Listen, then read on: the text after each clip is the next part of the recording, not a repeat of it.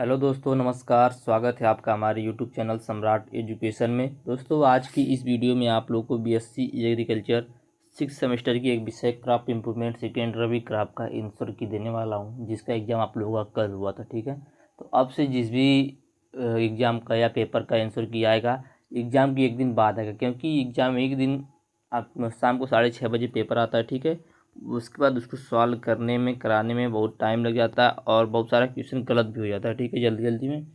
और कल वाला जो मैंने आंसर की दिया तो उसमें लगभग 20 क्वेश्चन मैंने गलत बता दिए थे, जिसकी वजह से आज ये नया मैं वीडियो बना रहा हूँ। उस वीडियो को मैंने डिलीट कर दिया। तो चलिए देखते हैं। आज का पहला क्वेश्चन है, निम्नलिखित में से किसके द्वारा पौधे की उत्पत्ति के केंद्री की अवधारणा को प्रस्तावित किया गया था। ठीक है, तो ऑप्शन नंबर ए सही जगह N.E. वेविलोव के द्वारा। ठीक है, अगला क्वेश्चन है, निम्नलिखित में से गेहूं की किस्म सोनारा 64 व लरमा रोजो किसका उदाहरण है। तो प्राथमिक परिचय का, ठीक है, प्राइमरी इंट्रोडक्शन का उदाहरण है। अगला क्वेश्चन है, प्रारंभिक रूप से बेबीलोव के द्वारा कितने उत्पत्ति के केंद्र प्रस्तावित किए गए थे। ठीक है, बोला कि प्राथमिक रूप से बेबीलोव के द्वारा कितने उत्पत्ति के केंद्र प्रस्तावित किए गए थे, तो 8 उत्पत्ति के केंद्र प्रस्तावित किए थे बेबीलोव के द्वारा। ठीक है, अगला है, राष्ट्रीय पादप आनुवांशिक संसाधन ब्यूरो कहाँ है। National bureau of plant genetic resources कहाँ है, तो ये न्यू दिल्ली में। ऑप्शन नंबर ए सही हो जाएगा। ठीक है, आगे चलते हैं, अगला क्वेश्चन देखते हैं। दिया है, निम्नलिखित में से किसको जर्मोप्लाज्म कहते हैं। तो जर्मोप्लाज्म किसे कहते हैं, तो पांचवें क्वेश्चन का ऑप्शन नंबर ए से हो जाएगा जीन पूल को। ठीक है, जीन पूल को। आगे छठवां क्वेश्चन है, 1900 में आलू मोथ निम्नलिखित में से किस देश से आया था। ठीक है, आलू का जो मोथ है वह किस देश से आया था, तो आयरलैंड से आया था। कहाँ से आया था, आयरलैंड से। अगला क्वेश्चन है सातवां क्वेश्चन, फ्लैग स्पॉट गेहूं की बीमारी भारत में निम्नलिखित में से किस देश से आई थी। जो फ्लैग स्पॉट बीमारी है वह किस देश से आई थी भाई, तो ऑस्ट्रेलिया से आई थी। अगला क्वेश्चन देखते हैं, मोनोकार्पेलेरी पुष्प रखता है। जो मोनोकार्पेलेरी पुष्प होता है वह क्या रखता है, तो ये पूछ रहा है। तो इसका भी ऑप्शन नंबर ए सही हो जाएगा। एक स्टिग्मा रखता है, एक स्टाइल रखता है, ठीक है, एक ओवरी रखता है।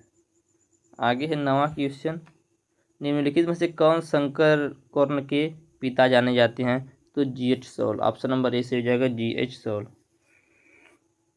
आगे है 10वां क्वेश्चन, निम्नलिखित में से कौन भारत में हरित क्रांति के जनक के रूप में जाने जाते हैं, तो MS Swaminathan. Option number B से हो जाएगा। अगला क्वेश्चन देखते हैं, IW का पूरा नाम क्या है। ठीक है, IW का पूरा नाम क्या है, तो इंडिजिनस वाइल्ड सिलेक्शन। ठीक है, indigenous wild selection. Option number C सही हो जाएगा 11वें क्वेश्चन का। आगे 12वां क्वेश्चन, गेहूं की किस्म KRL14 निम्नलिखित में से किसके लिए सहनशील है, तो किसके लिए सहनशील है, सूखा के लिए सहनशील है। ठीक है, ऑप्शन नंबर बी से हो जाएगा 12वें क्वेश्चन का। आगे 13वां क्वेश्चन, मिर्च में निम्नलिखित में से गुणसूत्रों की संख्या कितनी होती है, तो 24 गुणसूत्र पाए जाते हैं मिर्च में। ठीक है, ऑप्शन नंबर डी से हो जाएगा।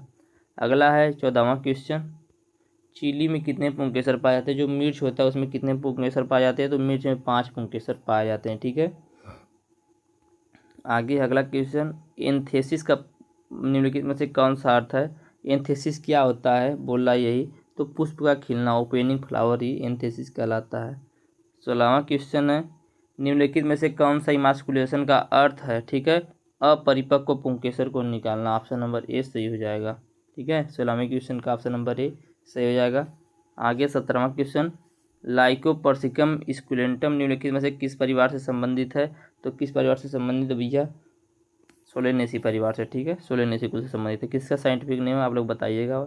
अगला है 18वां क्वेश्चन, अनेमोफिली का अर्थ निम्नलिखित में से कौन सा है। ठीक है, अनेमोफिली जो होता है वह, इसका अर्थ क्या होता है। ठीक है, ये पूछ रहा है। तो क्या होता है अनेमोफिली का अर्थ, वायु द्वारा परागण। ठीक है, अनेमोफिली का अर्थ होता है वायु द्वारा परागण।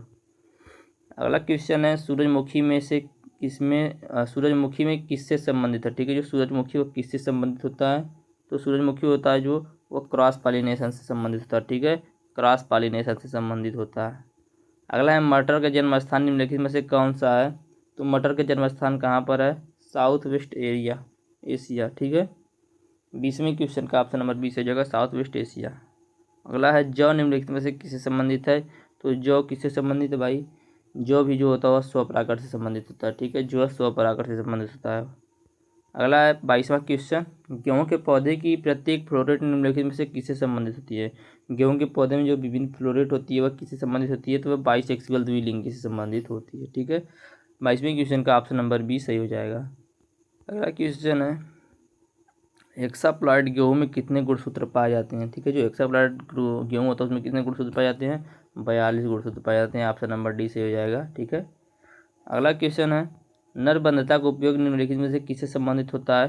जो नरबंधता है उसका प्रयोग निम्नलिखित में से किससे संबंधित होता है, तो संकर बीज उत्पादन में, ठीक है, संकर बीज उत्पादन में नरबंधता का यूज होता है।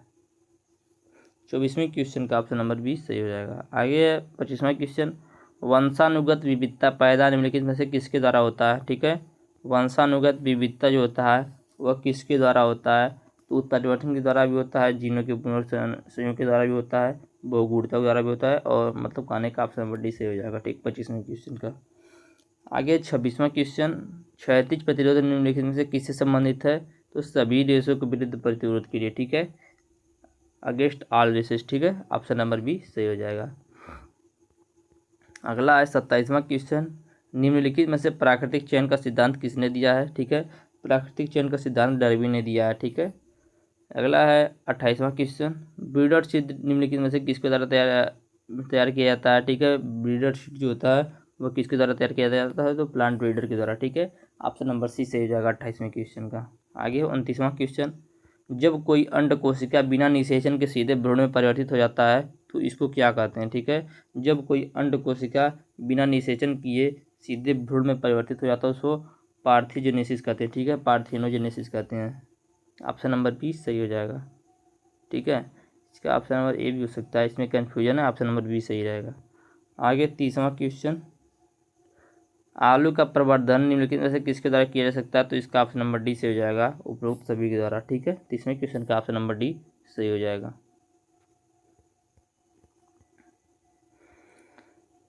आगे देखते हैं 31वां क्वेश्चन पूसा जय किसान निम्नलिखित में से किसकी किस्म है, ठीक है। बोला कि जो पूसा जय किसान किस्म है वो किसकी किस्म है, धान गेहूँ सरसों मटर, तो किसी किस्म है भाई, ये तो सभी लोग को पता होगा कि ये सरसों की किस्म है, ठीक है। ऑप्शन नंबर सी से हो जाएगा 31वें क्वेश्चन का।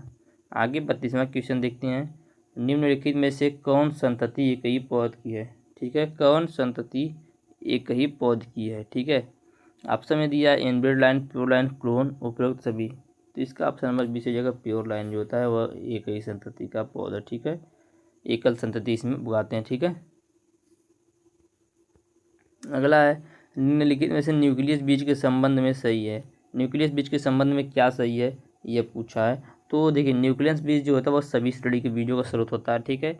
इसकी आनुवांशिक और भौतिक शुद्धता भी 100% होती है, यह बहुत ही कम मात्रा में प्राप्त होता है। ऑप्शन नंबर डी सही हो जाएगा, ठीक है, इसका ऑप्शन नंबर डी सही हो जाएगा। आगे 34वां क्वेश्चन प्रमाणित बीज के लिए किस रंग का टैग जारी किया जाता है, ठीक है। जब प्रमाणित बीज होता है उसके लिए किस रंग का टैग जारी किया जाता है भाई, तो नीले रंग का टैग जारी किया जाता है। ऑप्शन नंबर बी सही हो जाएगा। अगला है ब्रेसिका जेंसिया में निम्नलिखित में से कौन सा जीनोम पाया जाता है, ठीक है। ब्रेसिका जेंसिया जो होता है उसमें कौन सा जीनोम पाया जाता है, तो ऑप्शन नंबर बी से हो जाएगा ए और बी, ठीक है। अगला 36वां क्वेश्चन मोनोसोमिक्स विश्लेषण सर्वप्रथम क्लोजन ने किस पौधे पर किया था, ठीक है। मोनोसोमिक्स विश्लेषण जो है सर्वप्रथम क्लोजन ने किस पौधे पर किया था, तो किस पौधे पर किया था भैया, गेहूँ पर किया था, ठीक है। किस पर किया था, गेहूँ पर। ऑप्शन नंबर ए सही हो जाएगा। अगला है निम्नलिखित में से ब्रीड गेहूँ में कौन सा जीनोम पाया जाता है, जो ब्रीड वाला गेहूँ होता है उसमें कौन सा जीनोम पाया जाता है, ठीक है। तो ए बी और डी, ऑप्शन नंबर ए सही हो जाएगा, ठीक है। यह जीनोम पाया था ब्रेड वाले गेहूँ में। आगे है 38वां क्वेश्चन ब्रेसिका जेंसिया की किस्म क्रांति जो विकिरण से बनाई गई है इसकी उत्पत्ति किस किस्म से हुई, तो रोहिणी से हुई है। किससे हुई है, रोहिणी से। ऑप्शन नंबर बी सही हो जाएगा। आगे है 39वां क्वेश्चन अरुणा और सौभाग्य प्रसिद्ध किस्म में से किसकी प्रजाति है, ठीक है। तो अरुणा और सौभाग्य किसकी जाती है भाई, तो यह कैस्टोर की जाती है, ठीक है, रंडी की जाती है। अगला है निम्नलिखित में से किसके तेल में एंटीऑक्सीडेंट पाया था, ठीक है। किसके तेल में एंटीऑक्सीडेंट पाया था यह पूछ रहा है। तो 40वें क्वेश्चन का ऑप्शन नंबर ए सही हो जाएगा, तिल के तेल में एंटीऑक्सीडेंट पाया जाता है। अगला है 41वां क्वेश्चन, निम्नलिखित में से दालों में सबसे अधिक सुपाच्य कौन सा है, या कहने का मतलब कौन जो अधिक तेजी से पच जाता है, तो मूंग होता है। जब किसी को कोई प्रॉब्लम होता है, हल्का खाना खाना होता है, तो मूंग दिया जाता है खाने के लिए, जो कि जल्दी से पच जाता है। आगे है 42वां क्वेश्चन, एटलस 66 एक अधिक प्रोटीन की किस्म है, यह किसकी प्रजाति है। ठीक है, एटलस 66 जो है एक अधिक प्रोटीन वाली किस्म है, लेकिन ये किसकी प्रजाति है पूछा है, दिया है जौ, गेहूँ, जई, राई। ठीक है, तो किसकी प्रजाति है भाई, तो ये गेहूँ की प्रजाति है। ठीक है, अगला है 43वां क्वेश्चन, निम्नलिखित में से 1968 में किसके द्वारा गेहूँ की आदर्श प्रारूप प्रस्तावित की गई थी, तो किसके द्वारा की गई थी, तो 43वें क्वेश्चन का ऑप्शन नंबर डी से जाएगा, डोनाल्ड के द्वारा। ठीक है, इस क्वेश्चन को मैंने कराया हुआ था। अगला है, निम्नलिखित में से किसके द्वारा फसल सूचकांक को प्रस्तावित किया गया था। फसल सूचकांक जो है वह किसके द्वारा प्रस्तावित किया गया था, तो डोनाल्ड के द्वारा। ठीक है, डोनाल्ड के द्वारा ही फसल सूचकांक को प्रस्तावित किया गया था। 44वें क्वेश्चन का ऑप्शन नंबर ए सही जाएगा। आगे 45वां क्वेश्चन, निम्न में से कौन सी फसल साल्ट स्ट्रेस के प्रति संवेदनशील है, तो अल्फा लाफा। ठीक है, ऑप्शन नंबर ए ही सही हो जाएगा इसका।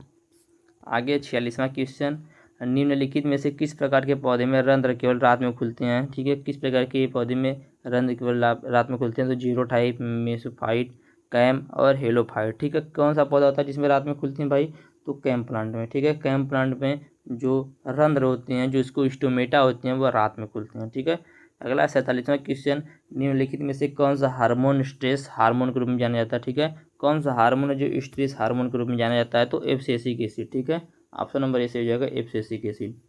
47वें क्वेश्चन का ऑप्शन नंबर ए से हो जाएगा। अगला 48वां क्वेश्चन, निम्नलिखित में से कौन साल्ट के प्रति सहनशील है। ठीक है, कौन सी फसल जो कि साल्ट के प्रति सहनशील है, शकरकंद, जौ, कपास, उपरोक्त सभी। तो 48वां क्वेश्चन का ऑप्शन नंबर डी से हो जाएगा, ये सभी जो है ये सब सभी साल्ट के प्रति सहनशील है। ठीक है, आगे देखते हैं 49वां क्वेश्चन, एब्सिसिक एसिड जो होता है निम्नलिखित में से किसको प्रेरित करता है, तो ये जो होता है लीफ सेंसेक्शंस को परिवर्तित करता है। ठीक है, ऑप्शन नंबर बी से हो जाएगा, पत्र विगलन को। ठीक है, पत्ती को गला देता है एब्सिसिक एसिड, कहने का मतलब यह है।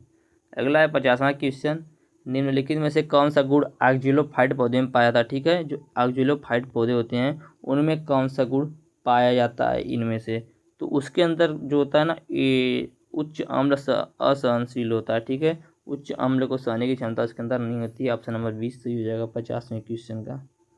आगे है 51वां क्वेश्चन, निम्नलिखित में से किसके द्वारा कीट आउटब्रेक को रोका जा सकता है, तो किसके द्वारा कीट आउटब्रेक को रोका जा सकता है, तो बहुजीनों की तैयारी द्वारा भी, बहुलायन किस्म बहुजीनी प्रतिरोध के द्वारा। तो ऑप्शन नंबर डी से हो जाएगा, सभी के द्वारा कीट आउटब्रेक को रोका जा सकता है। ठीक है, आगे 52वां क्वेश्चन, निम्नलिखित में से किसके द्वारा टिकाऊ कीट प्रतिरोध पैदा होता है। ठीक है, किसके द्वारा टिकाऊ कीट प्रतिरोध पैदा होता है, तो 52वें क्वेश्चन का उत्तर आप लोग बताइएगा, अभी इसका उत्तर पता नहीं है। आगे 53वां क्वेश्चन, निम्नलिखित में से किसमें जीवनी विभेदन पाया जाता है। ठीक है, जीवनी विभेदन जो होता है वह किसमें पाया जाता है, तो कीट में पाया जाता है जीवनी विभेदन। ऑप्शन नंबर ए सही हो जाएगा।